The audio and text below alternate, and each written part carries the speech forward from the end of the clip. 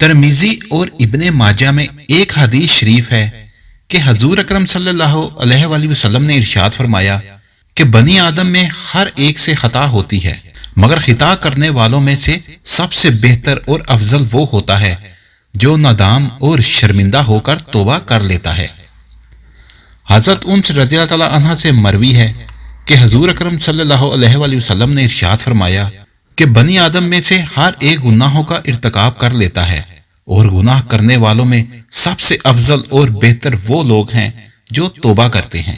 اور ایک دوسری حدیث شریف میں حضور اکرم صلی اللہ علیہ وآلہ وسلم کا ارشاد ہے کہ اللہ کے یہاں گناہوں سے توبہ کرنے والوں کا حال ایسا ہے جیسا کہ انہوں نے کبھی گناہ ہی نہیں کیا۔ بالفرض اگر گناہ کرتے کرتے اس کا نام جہنمیوں کی فہرست میں درج ہو چکا ہے تو توبہ کے ذریعے سے وہاں سے اس کا نام کٹوا دیا جاتا ہے اور اہل جنت کی فہرست میں اس کا نام درج کر دیا جاتا ہے۔ ابن ماجہ شریف میں یہ حدیث شریف ان الفاظ کے ساتھ مذکور ہے۔ حضرت ابو عبیدہ رضی اللہ تعالیٰ عنہ اپنے والد حضرت عبداللہ بن مسعود رضی اللہ تعالیٰ عنہ سے نقل کرتے ہیں کہ حضور اکرم صلی اللہ علیہ وآلہ وسلم نے ارشاد فرمایا کہ گناہوں سے توبہ کرنے والا ایسا ہے کہ اس نے کبھی گناہ ہی نہیں کیا۔ سیدنا عبداللہ بن عمر رضی اللہ تعالیٰ عنہ سے روایت ہے کہ میں نے نبی اکرم صلی اللہ علیہ وآلہ وسلم سے سنا کہ آپ صلی اللہ علیہ وآلہ وسلم فرماتے ہیں کہ بنی اسرائیل میں کفل نامی ایک شخص تھا جو دن رات برائی میں پھنسا رہتا تھا، اپنی خواہشات نفس کا غلام تھا۔ اس نے ایک ضرورت مند عورت کو 60 دینار دے کر زنا کاری کرنے کے لیے آمادہ کیا۔ جب وہ تنہائی میں برے کام کے لیے تیار ہو گیا تو وہ عورت بے اختیار رونا شروع ہو گئی، چہرے کا رنگ فاق ہو گیا۔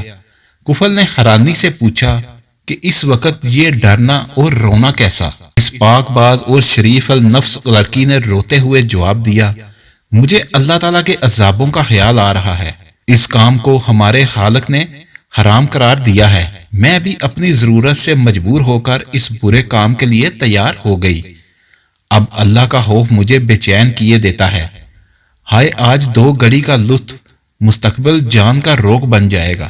اے کفل، اللہ کے لیے اس بدکاری سے باز آ جا اور اپنی اور میری جان پر رحم کر، آخر اللہ کو بھی حساب دینا ہے۔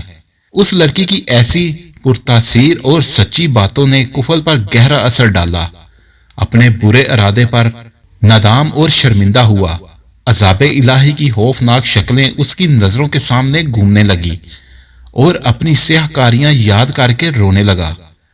قبر کے سانپ بچھو اس کی نظروں کے سامنے پھرنے لگے۔ مجھے تو اللہ کے عذاب سے بہت زیادہ ڈرنا چاہیے، اس عورت نے ابھی گناہ کیا نہیں اور یہ اس طرح جہنم کے خوف سے کانپ رہی ہے، جبکہ میری تو ساری عمر ہی ایسے برے کاموں سے بری ہوئی ہے۔ چنانچہ وہ کہنے لگا، اے نیک عورت، گواہ رہ، میں آج تیرے سامنے سچے دل سے توبہ کرتا ہوں کہ آئندہ اپنے رب کی ناراضگی کا کوئی کام نہیں کروں گا، اللہ کی نافرمانی کا تصور بھی دل میں نہ لاؤں گا۔ میں نے وہ رقم بھی اللہ کے واسطے دی۔ اس کے بعد اللہ کے حضور توبہ استغفار کی، یا الہی میرے گناہوں سے درگزر فرما، میری خطائیں معاف کر دے، مجھے اپنے دامن عفو میں چھپا لے، مجھے جہنم کے عذاب سے نجات دے۔ اور نبی اکرم صلی اللہ علیہ وآلہ وسلم فرماتے ہیں کہ اسی رات کفل کا انتقال ہو گیا۔ صبح لوگ دیکھتے ہیں کہ اس کے دروازے پر لکھا ہوا ہے، اللہ نے کفل کے گناہ معاف کر دیے۔ اس واقعہ میں اس بے کس و مجبور عورت کا حال ملاحظہ فرمائیں جس نے ابھی گناہ کیا نہیں، مگر وہ کس طرح کانپ رہی ہے۔ یہ اللہ کی نافرمانی سے بچنا اور عذاب کا خوف محض اللہ تعالیٰ کے ڈر اور تقوی کی وجہ سے ہی ہے۔ ارشاد باری تعالیٰ ہے، اور جو اللہ سے ڈرتا ہے اللہ اس کے لیے مشکلات سے نکلنے کی راہ پیدا کرتا ہے۔ مذکورہ عورت گناہ سے بچنا چاہتی تھی، اللہ تعالیٰ نے اس کو نہ صرف اس گندے اور حرام کام سے نجات دی بلکہ اس کے حسن کردار کی وجہ سے کفل جیسے سیاہ اور گناہ گار کو بھی اللہ تعالیٰ نے ہدایت نصیب فرمائی۔ اس کے علاوہ اس کی بخشش کا بھی قدرتی طور پر اعلان کر دیا گیا۔ تقوی انسان کو ایسے ہی جذبات و احساسات سے آگاہ کرتا ہے کہ وہ اللہ کی نافرمانی کی جرت نہیں کر سکتا، ایسے ہی لوگوں کے گناہ اللہ تعالیٰ معاف کر دیتا ہے اور ان کے لیے اجر عظیم کی خوشخبری ہے۔